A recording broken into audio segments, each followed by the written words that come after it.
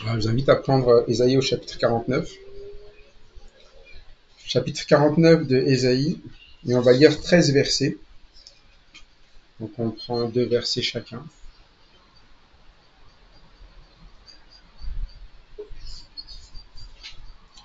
On lit les 13 premiers versets.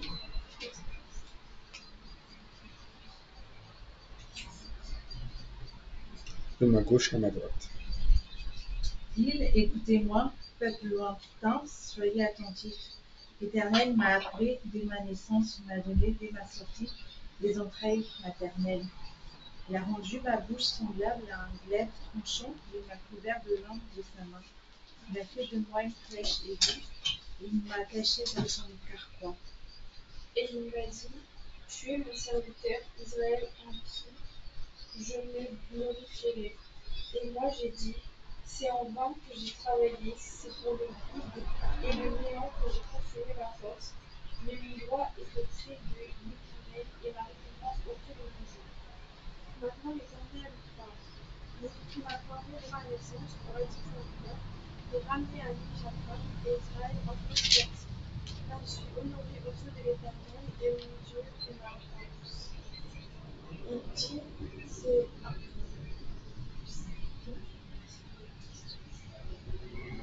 dit, que c'est bon que tu sois mon serviteur pour te relever les tribus, que j'attende et pour ramener le reste d'Israël.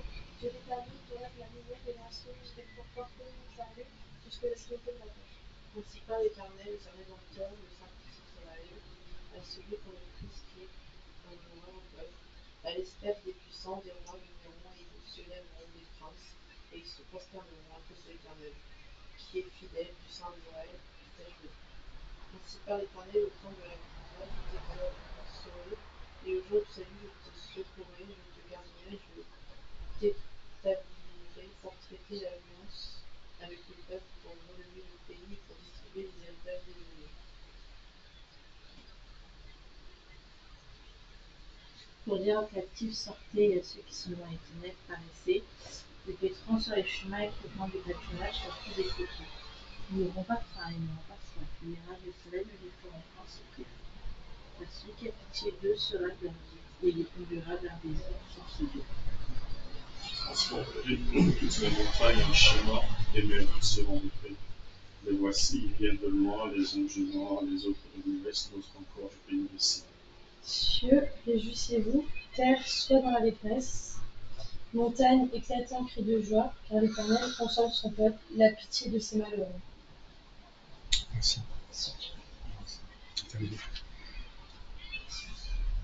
Depuis le début du livre d'Ésaïe, l'Éternel est en train, par la bouche d'Ésaïe, d'amener à la fois le jugement sur l'Israël actuel et d'amener à la fois aussi son salut, son espérance dans laquelle nous devons nous confier pour pouvoir sortir des problèmes qui sont existants, actuels, mais problèmes causés par nos actions, notre désir de ressembler à tout ce que ce monde est. Et c'était ça Israël, il voulait ressembler aux nations. Il voulait ressembler à Babylone, à la Syrie. Il prenait secours en eux. Et c'est ça qui a causé leur perte et leur malheur. C'est ceux en qui ils se sont confiés qui sont devenus même un piège pour eux, puisque à un moment donné, la Syrie va devenir celle qui va, à un moment donné, oppresser Israël. Et puis, il va arriver aussi que là, ils vont être déportés, ils vont pas pouvoir aller et faire comme ils le voulaient. Et l'Éternel va les amener encore à revenir toujours à ce que il donne pour pouvoir nous sauver de là, il nous amène à écouter. À écouter. À écouter au final le message d'appel à sortir du péché, sortir de la vie dans laquelle on s'est empêtré pour venir à la celle à laquelle il nous demande de vivre pour nous échapper des conséquences de nos péchés. La dernière fois, on a vu, il a appelé, il dit « Approchez-vous de moi et écoutez cela ». Il n'a pas arrêté de dire « Je n'ai pas parlé en secret ». Il a répété en disant « Mais à un moment donné, je dis les choses en fait. je disais avant, je dis encore aujourd'hui, et je le redirai demain. Et le souci est toujours le même, c'est que ceux qui se perdent, ce sont ceux qui ont eu l'occasion d'écouter, mais n'ont pas écouté. Ce sont ceux qui, au lieu de venir entendre et s'approcher, ont préféré aller voir ailleurs. C'est pour ça qu'Israël est une nation, comme il le dit dans d'autres livres, adultère, qui se prostitue. C'est-à-dire que à un moment donné, ils préfèrent toujours prendre tout ce qui se trouve partout et se dire, mais c'est ça en fait, c'est mieux ça. Ça, c'est quelque chose qui est préférable parce que l'Éternel demande. Pourtant, l'Éternel, il ne cesse de les amener à une délivrance et à les sortir des conséquences de leur péché. Et on le voit depuis l'Égypte déjà. L'Égypte, c'est l'Éternel qui les sort de là. Le désert, il le traverse pour le donner d'un pays promis, un pays que l'Éternel a encore donné. Et quand l'Éternel leur donne, eh bien, ce pays, ils en font quelque chose où ils font ce qu'ils veulent, au lieu de faire comme l'Éternel dit. Et au final, non seulement ils perdent le pays, mais le pays se dégrade, leur vie se dégrade. Et là, on avance toujours. Ils ont des rois, ils ont ce qu'il fallait, eh bien, pour pouvoir servir et avancer, eh bien, en faisant confiance à Dieu. Non, ils cherchent toujours des choses dans le monde et ça continue. Un peu comme nous. On a la parole de Dieu, mais on cherche toujours d'autres paroles. On remet toujours en question ce que Dieu dit, pensant toujours que autre chose peut être mieux. C'est pour ça qu'à un moment donné, vous pouvez avoir des générations qui se disaient d'écouter la parole de Dieu et puis derrière, ça ne suit pas. Non, j'ai vu ça toute ma vie, je cherche autre chose. Et puis on a ceux aussi, souvent c'est dans les pays où on croit connaître la Bible, on croit connaître eh bien, tout ce que Dieu a fait, ce que Jésus-Christ a fait. En fait, on n'écoute même plus. C'est pour ça que je dis ce qu'on appelle les pays chrétiens, sont souvent les pays où on écoute moins la parole de Dieu qu'ailleurs peut-être. C'est juste le nom. Ils savent qui est Christ, ils savent qui est mort à la croix, mais ils ne se sont jamais posé la question, mais quel est le message? Qu'est-ce que Christ voulait dire? Si vous posez la question vraiment aux personnes, quelle est la vie que le Seigneur demande? En fait, ils ne savent pas comment être sauvés, ils ne le savent pas. Pourtant, le Seigneur l'a dit. Ce qui est bien la démonstration que les gens sont à la portée de ce que Dieu demande, mais qui n'écoutent pas. Et c'est pour ça que l'Éternel, il ne parle plus à Jacob maintenant. Il va aller plus loin. Il y en a qui n'ont jamais entendu. Ceux-là, c'est à eux que je m'adresse dans le verset 49. Écoutez-moi, peuple lointain, soyez attentifs. Et c'est important de comprendre que la parole de l'Éternel, elle va atteindre toujours ceux qui écoutent en fait. Qu'ils soient auprès ou au loin, elle va atteindre ces personnes-là. Le seul souci, c'est que eux vont vivre des choses que toi tu ne vivras pas. C'est là où on voit que les personnes qui sont au plus proches, quand ils n'acceptent pas la parole de Dieu, parfois c'est eux qui vont ramener une mauvaise image, ramener au final à Dieu quelque chose de mauvais, alors qu'au loin, il y en a peut-être qui sont là prêts à écouter. Et c'est ça que le message d'aujourd'hui, ce n'est plus écoute maison de Jacob, ce n'est plus famille de Jacob, c'est peuple lointain. Il ne précise même pas lesquels ici, c'est vraiment des peuples, peu importe lesquels. Écoutez, soyez attentifs. C'est toujours ce qu'il demande. Attentifs. C'est toujours la même chose, c'est que c'est pas qu'une question d'écoute, c'est un problème d'attention. L'attention, c'est vraiment se dire, tiens, il y a quelque chose d'important là. Souvent, on est très attentif quand les choses nous intéressent. Je regarde toujours, quand on regarde un film, une série, on n'aime pas qu'on nous parle en même temps. On est très attentif. On a envie de savoir ce que dit, qu'est-ce qu'il vient de dire. Attends, tais-toi, j'entends pas ce qu'il dit là. Il a dit quelque chose là, il faut que je revienne, il faut que je regarde, il faut que je réécoute. Ça, on sait faire, on est très attentif, on sait le faire. Mais quand Dieu parle, ah non, j'ai déjà entendu. Moi, je sais, mon frère était capable de regarder en boucle le Roi Lion. Toujours attentif. Il les connaissait. Il regardait en boucle parce qu'il aimait bien tout ce qui était dans l'histoire, etc. Et c'est ça, quand on est attentif, c'est qu'on a envie de revoir, de réentendre, de redécouvrir des choses à l'intérieur. Mais ça, ce ne sont que des films. Mais dans la parole de Dieu, quand on vient écouter, il y a des choses à redécouvrir. Et à redécouvrir ici, c'est pour la maison de Jacob, parfois ils ont l'impression de tout savoir. Du coup, ils n'écoutent pas. Du coup, ils se retrouvent prisonniers à Babylone. Et puis à un moment donné, le Seigneur, il a dit, mais il n'y a pas de paix pour les méchants. Les méchants, ce sont ceux qui n'écoutent pas. Vous n'aurez pas la paix. N'espérez pas demander à Dieu la paix, que tout se passe bien, si vous n'écoutez pas. Donc cette paix, si vous ne la voulez pas, on va l'annoncer aux autres. Et l'annoncer aux autres, c'est annoncer une promesse au final à tout le monde ici. Dans le passage où on ne parle plus vraiment de la maison de Jacob en elle-même, on parle de quelqu'un que l'Éternel a appelé, et il a dit qu'il a été appelé dès le ventre de sa mère. Et son nom était même connu depuis quand? Avant sa naissance. Donc il n'y a rien d'hasardeux sur la présence de cette personne. Cette personne, avant même qu'elle naisse, avant même qu'elle ne soit au final amenée à venir, son nom était déjà présent et il avait un rôle. Et son rôle, il est pour ceux qui écoutent. Il est pour ceux qui sont au loin comme auprès. Son rôle, c'est d'avoir quoi? Dit au verset 2. Il a quoi ici?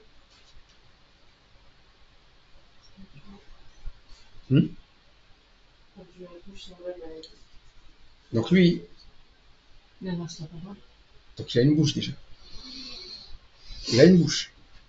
Celui dont on parle ici, il a une bouche, c'est-à-dire qu'il est là pour faire sortir quelque chose, pour que ceux qui entendent l'entendent. Et ce qu'il fait sortir est semblable à quoi? L'épée tranchante. C'est pas du coussin, c'est pas de la plume, c'est une épée tranchante. Elle tranche. Quand quelque chose tranche, c'est-à-dire qu'à un moment donné, elle va rentrer là où il faut rentrer, elle va frapper là où il faut frapper, elle va séparer ce qu'il faut séparer, et c'est ça, c'est que c'est une bouche qui va produire quelque chose où on va réagir. Soit on va se faire mal, soit des choses vont être séparées, mais en tout cas, elle est faite pour ça. Elle n'est pas faite pour caresser, une épée n'est pas faite pour ça. Trancher. On connaît bien dans Hébreux 4.12, quand il parle, bien que la parole est comme quoi? Une épée à double tranchant. Elle est là pour séparer ce qui est os et moelle, séparer à un moment donné ce qui est de l'esprit et de l'âme. À un moment donné, elle est capable de cela, cette parole. Et c'est ça, cette personne qui vient. Ce qu'on a à entendre, c'est pas quelque chose qui ne va pas trancher dans notre vie. Ça va trancher. Elle est tranchante pour rajouter l'épée et pas juste une épée. Elle est vraiment tranchante.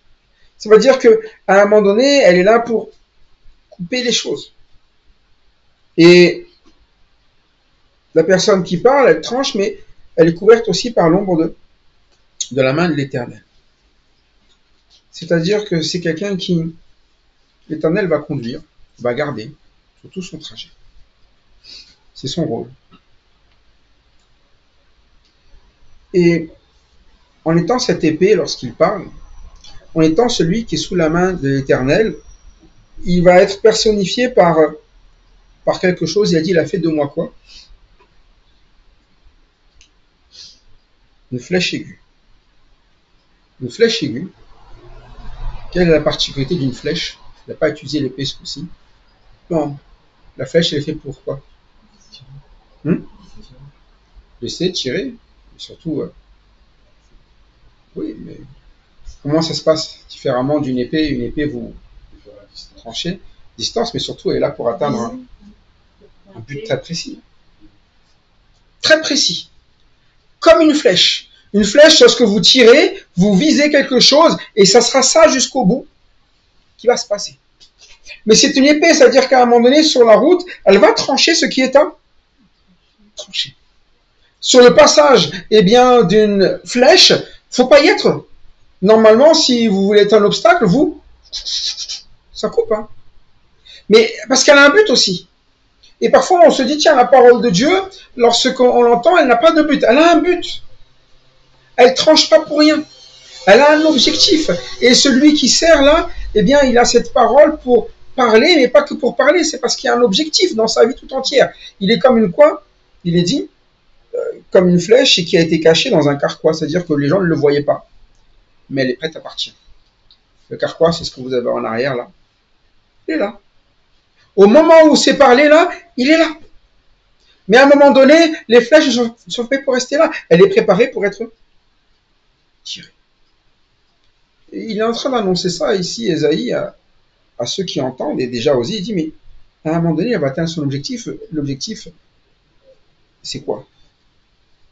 L'objectif, ça permettra d'arriver où? Eh bien, il a dit, verset 3. L'objectif de cette flèche, d'abord, c'est quoi? C'est d'être le serviteur. Tu es mon serviteur, Israël. Par toi, je montrerai ma splendeur. Au milieu d'Israël, cette flèche, quand elle va apparaître, elle va devenir ce qu'on est une splendeur. Pour montrer qu'à un moment donné, Israël a été fait pour servir. Mais ce n'est pas tout Israël ici dont on parle. Il parle d'abord de celui qui est appelé depuis le ventre de sa mère. Qui, certes, eh bien, va parler de Israël comme serviteur, mais cette personne va être ce serviteur pour Israël au final. Cette personne dont il parle ici va être celui qui tranche, doit avoir la bouche, eh bien, qui va s'adresser à tout le monde, et il va être au milieu d'Israël, quelqu'un qui est censé être à la splendeur, mais pourtant c'est pas Israël qui est en train d'atteindre ici, à qui il s'adresse? Aux îles. Et vous savez, on est quand même ici dans un passage qui est annonciateur et bien du service du Seigneur. C'est vrai qu'il était quand même en Israël, qu'il était la bouche qui a parlé en Israël. Mais ceux qu'il a atteints se trouvaient où? Aux extrémités de la terre. Il a été rejeté de son propre peuple et le message est parti dans le monde entier. Il a atteint son objectif, c'est une flèche.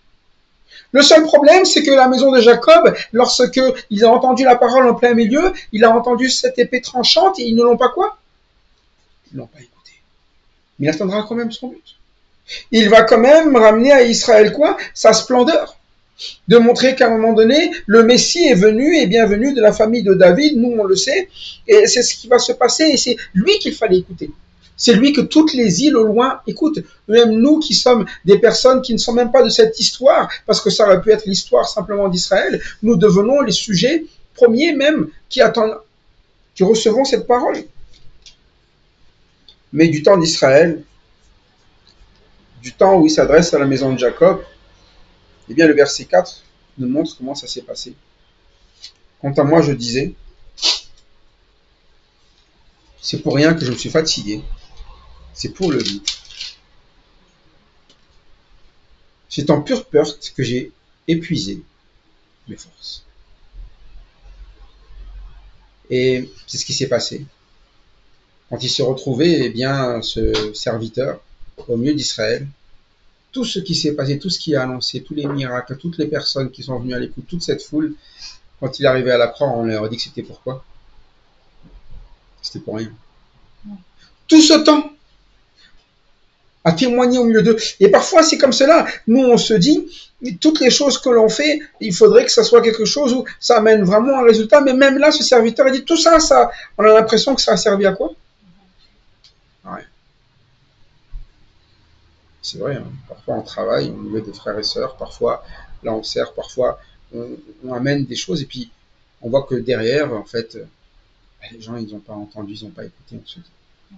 En fait, les gens ils sont en train de faire autrement. En fait, les gens ils ne font pas confiance. En fait, les gens, et là on se dit mais à quoi ça sert? Et c'est pour ça qu'il répond dès le départ, même pour le Seigneur Jésus-Christ, il va dire quoi? Pourtant, mon droit est auprès de l'Éternel et ma récompense est auprès de mon Dieu. Et c'est là où l'Éternel va nous expliquer toujours qu'il y aura des choses dans la vie. Le Seigneur l'a fait et ça sera pareil pour nous. On a l'impression d'avoir fait les choses pour elle. Comme Ésaïe. Aujourd'hui, il parle. Mais l'Éternel lui a annoncé que tu auras l'impression que ça sera comme si tu avais quoi? Rien fait. Ils ne vont pas t'écouter. Ils ne vont pas se convertir. Et parfois, nous, on aimerait se dire que la bénédiction, c'est qu'on reçoive quelque chose, mais on voit non seulement avec Ésaïe là, mais aussi avec le Seigneur Jésus-Christ, que la bénédiction, elle est simplement de faire les choses pour chercher la récompense, pas celle des hommes, mais celle de l'Éternel. La récompense de l'Éternel, c'est de nous ramener quand même la paix dans notre vie, de nous ramener la vie, tout simplement, et de chercher notre droit auprès de lui. Et le plus important dans le service, c'est ça. Si on cherche dans le service à être quelque chose ou à recevoir quelque chose ici-bas, ou à comprendre que parce qu'on a fait quelque chose, logiquement, ça devrait ramener les gens à Dieu, ça amener les gens à se convertir, ça devrait ramener les gens... Là, on se trompe. Mais avec Jésus-Christ, c'était pas comme ça. Je ne sais pas si vous vous rendez compte du nombre de personnes qui suivaient le Seigneur à la base. Ils sont 120 qu'on retrouve dans Actes, mais 120 sur plus de 5000 personnes. On dit bien plus parce que ce n'était pas tout le monde qui était compté. C'est peanuts. Hein.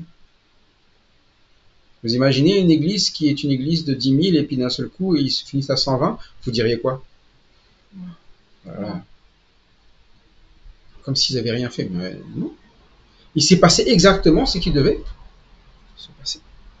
C'est pour ça que nous ne sommes jamais là en train de réfléchir, est-ce qu'il y a plus, est-ce qu'il y a moins? Non, la seule chose c'est, comme il le dit au verset 5, maintenant tout ce qu'on veut c'est que l'Éternel fasse quoi? Qu'est-ce qu'on veut au final? Qu'est-ce qu'il a fait pendant tout le temps? Eh bien, Jésus lorsqu'il était sur cette terre, verset 5, maintenant l'Éternel parle. Le plus important, c'est que la parole de l'Éternel soit toujours là, que l'épée tranche toujours, que ça soit vraiment comme l'Éternel le veut, que ça se passe. C'est lui qui a formé dans le ventre de sa mère pour faire de lui un quoi? C'est tout. Hein. Ça, c'est ma part auprès de l'Éternel. C'est juste qu'il fasse de moi quoi? Qu'il parle. Qu'est-ce que je dois faire? En fait, au final, qu'est-ce que tu veux que je vive? C'est pas une question de résultat, c'est pas une question d'avoir, c'est une question à un moment donné d'avoir son droit auprès de l'Éternel et de se dire qu'au final, l'Éternel, j'ai fait ce qu'il m'a demandé. C'est ça ma récompense. De m'assurer que ma vie est dans la volonté de l'Éternel et pas moins, pas plus. Et c'est pour ça qu'il m'a formé dans le ventre de ma mère. C'est pour que je sois son serviteur. Et effectivement, ce qu'il demande, c'est que il ramène qui? Jacob vers lui. Est-ce que ça veut dire que Jacob va revenir? Quand Jésus est venu, est-ce que Jacob est revenu? Et c'est là où vous voyez ce que c'est un serviteur. Jésus-Christ est le serviteur parfait. Il n'a pas raté sa mission. Il a été cette flèche qui allait exactement là où l'Éternel l'a voulu. Pour que toutes les îles puissent quoi? Et nous, on n'a pas conscience de ça. Nous, on visait qui? Ramène Jacob. On dit, mais ça veut dire que c'est Jacob qui doit revenir. Non. L'Éternel a dit, c'est pas que Jacob, c'est tout le monde. C'est pour ça que parfois, lorsque nous faisons des plans, nous obéissons à Dieu, nous nous disons à un moment donné, comme j'ai obéi à Dieu, voilà ce qui doit se passer. Il dit, non, mais en fait, Dieu, il a un plan. Il a une cible. En fait, toi, si tu es serviteur, en fait, tu vas suivre le Seigneur en suivant le Seigneur, à ramener, à témoigner autour de toi, à vivre ce que le Seigneur te demande. Il va t'amener là où il faut. Il t'a appelé à quelque chose et ce qu'il a appelé, eh bien, arrive toujours à son terme. C'est ça une flèche. Et pour qu'Israël soit rassemblé près de lui, nous, quand on pense Israël là, nous, on se dit, c'est les Israélites qui se trouvent là dans le pays israélite, mais ce n'était pas ça l'objectif. Il allait plus loin que ça. Beaucoup plus loin. C'est pour ça que quand on essaye à un moment donné de comprendre la parole de Dieu sans obéir à Dieu, sans être un serviteur, ça ne fonctionne pas. On finit par faire comme eux faisaient avant, ils n'écoutent pas, ils ne s'assemblaient pas. Ils voulaient ramener Jacob peut-être à tout prix dans le droit chemin, mais au final il ramène Jacob dans le mauvais chemin, mais ce serviteur-là, il va expliquer. Pour qu'Israël soit rencontré par lui, il a dit, j'ai de l'importance, et c'est la seule chose qu'il regarde, j'ai de l'importance aux yeux de l'Éternel, et mon Dieu, et ma force. Ça ne sert à rien de chercher à avoir une importance auprès des gens, ou de se dire que les gens vont permettre de valider au final ce que je suis, ce que... Il a dit, mais en fait, moi j'ai de l'importance uniquement, et le plus important aux yeux de qui? Aux yeux de l'Éternel. Pourquoi est-ce qu'on veut être important au final? Parfois on veut plaire à ceux qui sont autour de nous, nos enfants, à notre femme, à notre mari, à nos voisins, aux frères et sœurs. Mais on ne veut pas plaire à celui qui on doit plaire en fait. J'ai de l'importance aux yeux de l'Éternel. Qu'est-ce qui est important au final aux yeux de l'Éternel dans ma vie? Qu'est-ce qu'il demande lorsqu'il m'a formé? C'était pourquoi faire. Et lorsqu'on ne sait plus pourquoi est-ce qu'on est, ben au final, on fait plus ce qu'on appelle servir. C'est pour ça que lorsqu'on regarde eh bien l'importance que l'on a aux yeux de l'Éternel, au final, on accepte que l'Éternel a fait le bon choix et que c'est lui ma force. C'est lui qui va donner ce qu'il faut pour que je puisse le faire. Mais si je ne crois pas que j'ai de l'importance aux yeux de l'Éternel, je vais chercher eh bien à plaire à autre. Et c'était quoi le plan de l'Éternel? Oui, va chercher Jacob. Mais au-delà de ça, non? Que dit le verset 6?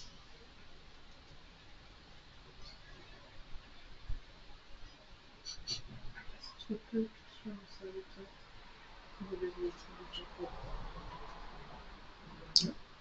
C'est trop peu que tu sois mon serviteur pour relever les tribus de Jacob et pour ramener le reste d'Israël. Je t'ai établi pourquoi? C'est trop peu. En fait, il avait vu quoi plus? Et parfois, nous pensons que l'Éternel nous demande et nous ciblons quelque chose sans laisser l'Éternel faire. Du coup, nous sommes là, alors que l'Éternel voyait quoi? Beaucoup plus loin. Et c'est ça l'œuvre de Christ. C'est que Christ, on aurait dit qu'il avait été quoi? Le Messie des qui? Des Juifs, non? C'est ce qu'on dit toujours. Hein? C'est le Messie des Juifs. C'est le Messie, eh bien, du peuple juif, et c'est vrai que c'est pour le juif d'abord, et qu'en tant que le Messie du peuple juif, il va sauver Israël, mais la majorité des gens qui sont sauvés et qui sont au Seigneur aujourd'hui, ce ne sont pas des juifs, ce sont des... Jésus-Christ est vraiment devenu quoi? La lumière d'où? Des nations. Et ça, c'est quand vous faites confiance au plan de Dieu, quand vous laissez la force de Dieu se faire, ça va au-delà de ce que vous pensez. C'est pour ça qu'il dit, c'est trop peu que tu sois mon serviteur, juste pour relever ces tribus-là. J'ai beaucoup plus. Et dans les choses que l'on fait dans notre vie, si on croit que à un moment donné, Dieu a juste un plan qui est le plan qu'on est capable de calculer dans notre tête ou qu'on pense avoir saisi, qui va être fait, on se trompe. Il a un plan qui est beaucoup plus grand pour ceux qui l'écoutent. Beaucoup plus. Mais Christ ici, eh bien, on le voit dans sa vie que c'est le serviteur parfait et qu'il est allé vraiment jusqu'aux extrémités de la terre. Dans des pays, vous vous rendez compte que vous allez dans le Pacifique, sur une île au milieu là-bas, et les gens connaissent Jésus-Christ, alors qu'on parle de quelqu'un qui était à Israël. C'est incroyable, normalement. À l'époque, il n'y avait pas de télé. Hein. À l'époque, il n'y avait pas de mail, il n'y avait pas de nouvelles. Et à un moment donné, si ce nom aurait dû disparaître, il aurait disparu. Aujourd'hui, vous pouvez parler de personnages très célèbres dans les différents endroits, mais vous ne les connaissez pas ailleurs. Mais Jésus-Christ, c'est différent. Même si vous voulez parler en France, on a eu des personnages bien connus. Vous pouvez parler de Napoléon. Napoléon, beaucoup le connaissent, mais vous avez des endroits, les gens ne savent pas qui c'est Napoléon. Ils s'en fichent complètement. Changer Napoléon ne change pas leur vie. Par contre, on parle ici de quelqu'un qui a été établi pour quelque chose. Pas juste d'ailleurs pour relever Israël, mais pour être la lumière même. C'est quoi la lumière? La lumière, quand vous êtes à un moment donné dans les ténèbres, vous vous tournez vers cet endroit-là et vous dites, mais c'est quand même brillant, c'est différent. Et c'est un modèle. C'est vraiment vers celui où on dit, mais c'est une autre vie. Et parfois, c'est ça, lorsque l'Éternel, eh bien, nous l'obéissons, en fait, il veut nous amener aussi à une vie qui soit utile aux autres. Une vie qui soit un modèle pour les autres. Mais le problème, c'est qu'on ne fait pas confiance dans ce que l'Éternel prépare. Du coup, on essaie de faire nous-mêmes nos plans, on prépare nous-mêmes la façon de faire, mais l'Éternel, il a sa façon de faire, non seulement pour Israël, et non seulement pour les îles lointaines, et il choisit son serviteur pour cela. Et quand il a choisi Christ, lorsque Christ est venu, il l'a établi. Et j'aime bien le mot établi. Établi, parfois les gens ils essaient de changer un peu le terme. Établi, c'est un vote. Non, établi, c'est je t'ai posé. Quoi. Ça ne peut pas être un autre.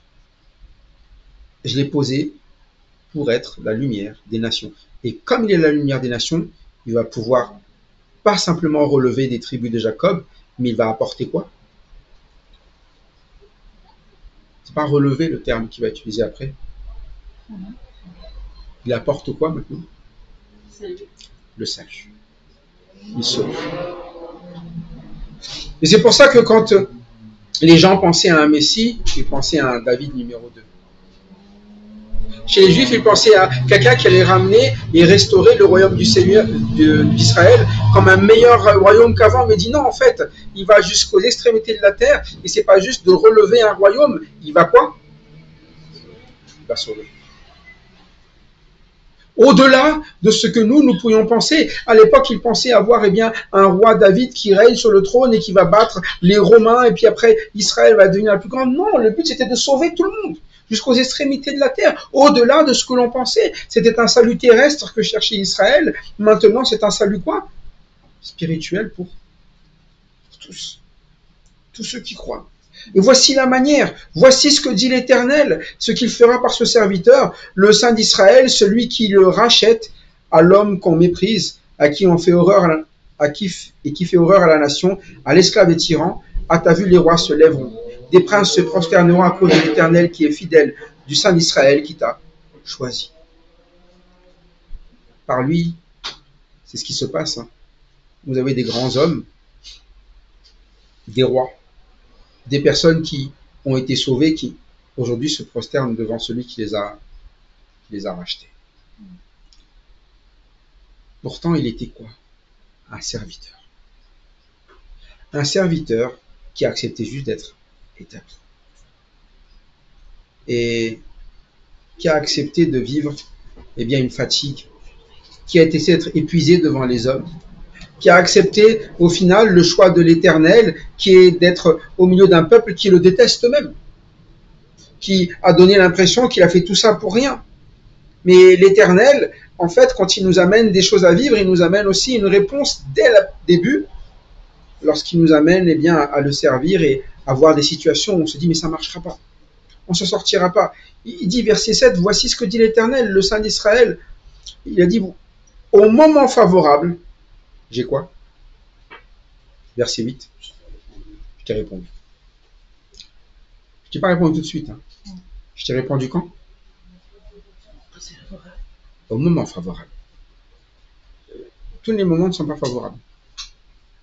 C'est pour ça que parfois on a du mal avec l'Éternel, on aimerait qu'il réponde au tac, mais ce n'est pas le bon moment.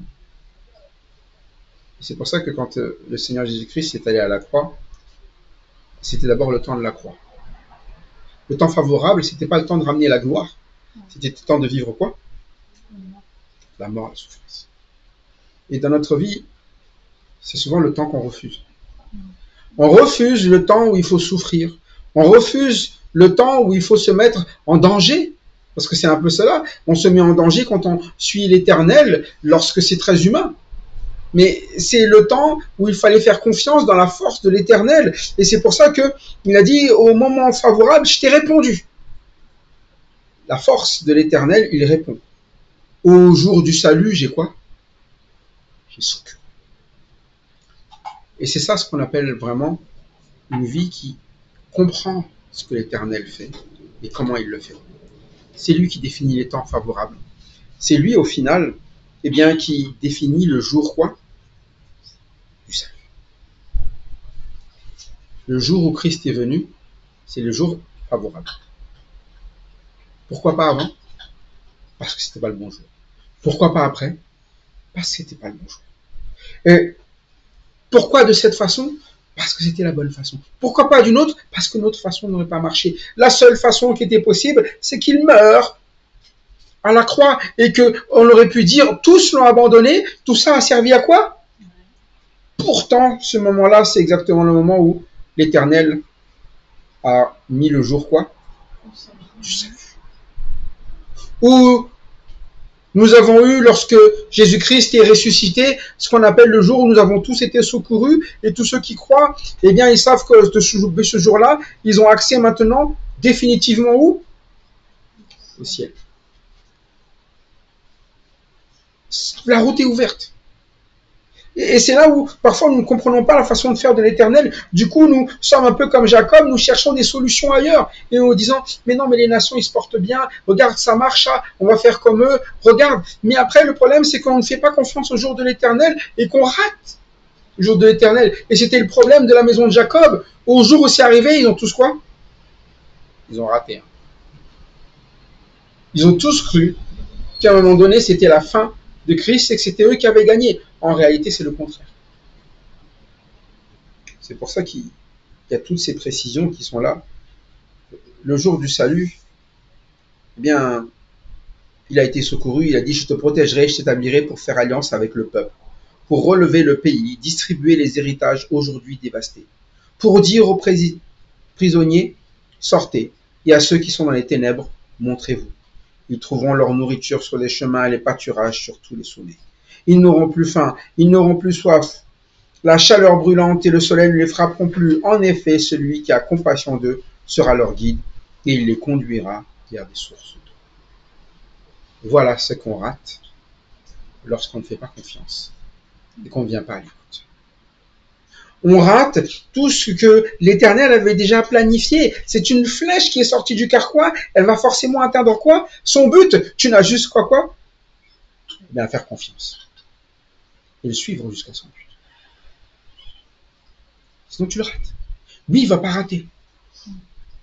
C'est pour ça que lorsqu'il parle, parfois c'est tranchant, ça fait mal, ça nous dit mais pourquoi est-ce qu'il nous dit ça? Parce qu'il est obligé de nous l'indiquer. S'il ne l'indique pas à un moment donné, nous n'allons pas comprendre que nous avons besoin de changer d'attitude, de changer de vie, de venir à lui et de le laisser lui nous racheter de ce que nous sommes, c'est-à-dire des pécheurs. Nous resterons des prisonniers, nous resterons dans les ténèbres et nous ne trouverons pas la nourriture qui est grande. Mais ceux qui suivent la flèche, ils sont plus prisonniers. Ils sont plus dans les ténèbres. Ils peuvent se montrer. Ils peuvent sortir. C'est pour ça que ceux qui ont cru en Jésus-Christ, ils peuvent sortir. Ils ne sont plus prisonniers de leurs péchés. Ils peuvent se montrer. Ils peuvent laisser le Seigneur, eh bien, leur amener à vivre aux yeux des autres et aussi eux à être des témoins, alors que ceux qui ne le sont pas n'ont pas de guide et ils ne peuvent pas suivre. Ils n'ont pas ces sources d'eau où on les conduit, donc ils vont toujours chercher, ils vont avoir soif, ils vont avoir faim, ils ne seront jamais appréciés. Quand vous avez soif et faim, vous ne pensez qu'à ça. Comme on dit, ventre vide n'a pas d'oreille, c'est ça, non? On a juste envie de manger, il faut voir. Et là, on n'écoute plus rien, on n'entend plus rien. On n'est plus capable d'être raisonné. Mais il a promis, je transformerai toutes mes montagnes en chemin, et toutes mes routes seront refaites. Les voici, ils viennent de loin, les uns du nord, les autres de l'ouest, les autres encore du pays, ici. Et c'est ce qu'il dit, il se laissera atteindre. Toutes ces montagnes qui devaient être gravies pour pouvoir aller voir l'Éternel, il dit, mais je trouverai même des chemins, je ferai des chemins. Et c'est là où on doit comprendre qu'à un moment donné, la maison de Jacob, elle avait cet avantage d'être près d'écouter. Elle avait la promesse, les alliances. Comme nous. Lorsque nous sommes en train d'écouter la parole, on dit mais c'est vrai, on est prêt. On entend ce que Dieu a à dire. On entend ce qu'il y a à vivre. On entend tout. Mais entendre, c'est une chose, servir, c'est autre chose. Et c'est celui qui sert, qui va avoir l'impression qu'autour de lui, on dirait que rien n'avance, mais en fait, l'Éternel est en train de quoi? De faire déjà le travail. Il est déjà en train de le faire. C'est pour ça qu'on n'est pas là en train de regarder autour de nous si ça marche ou ça marche pas. L'important, c'est de se dire, mais en fait, je suis en train de faire ce que l'Éternel dit. Et de veiller à me poser la question, est-ce que je suis réellement en train de faire ce que l'Éternel dit? Est-ce que c'est lui mon droit? Est-ce que c'est lui ma force? Est-ce que c'est pour lui que je veux être important? Ou est-ce que je veux être important aux autres? Mais je sais que si c'est lui, eh bien, il va transformer les chemins, eh bien, les montagnes plutôt en chemin, il va refaire les routes, je pourrais venir de n'importe où, du nord comme du sud comme de l'ouest. En fait, chacun viendra. On peut venir de n'importe où, on peut avoir nos cultures différentes, nos vies différentes. Rien ne nous empêchera de venir si simplement on accepte de croire et de s'approcher comme il a demandé pour écouter. Il a compassion. Et c'est ça qu'il dit. Et il n'est pas un Dieu qui nous délaisse. Au contraire, il a parlé, il parle et il continue toujours. Voilà pourquoi, eh bien, ceux qui font confiance, il lui rappelle simplement, tout comme le ciel, réjouis-toi, terre crie d'allégresse, montagne éclatée en cri de joie. En effet, l'Éternel console son peuple. Il a compassion des plus humbles de ses membres. Et c'est ça, venir à l'Éternel, l'écouter.